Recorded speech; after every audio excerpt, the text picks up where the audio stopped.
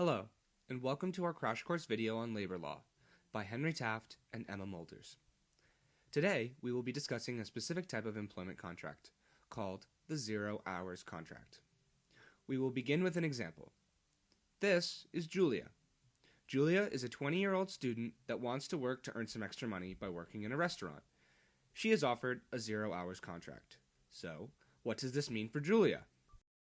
To better understand, we will start with the most basic definition of a 0 hours contract. If Julia accepts the contract, she will be a part-time employee of the restaurant. This is because under the 0 hours contract, Julia can only come work with the restaurant if they call her and offer her work. Also, under this contract, there is no minimum hours of work the restaurant must offer to Julia. This is where the name 0 hours comes from. And lastly, if the restaurant does call Julia and offer her work, she must accept and carry out the work they have requested. So, for Julia, the employee, a 0 hours contract is a good option for a student looking to work part-time like her. Julia's life as a student is probably much less structured than that of a normal working person.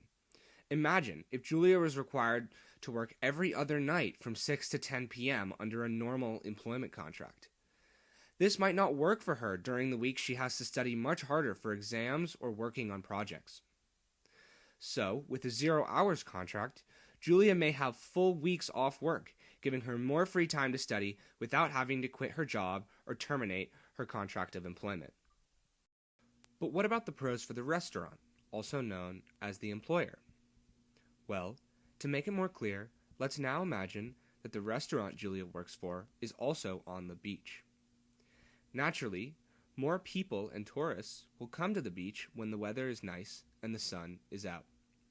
So, on days when the weather is good, the restaurant can call Julia to come lend an extra hand serving all of the customers.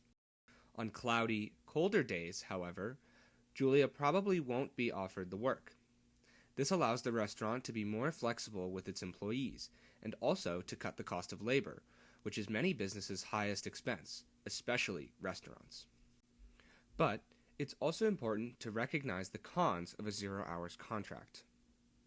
So, for Julia, the biggest con is her lack of bargaining power within the contract.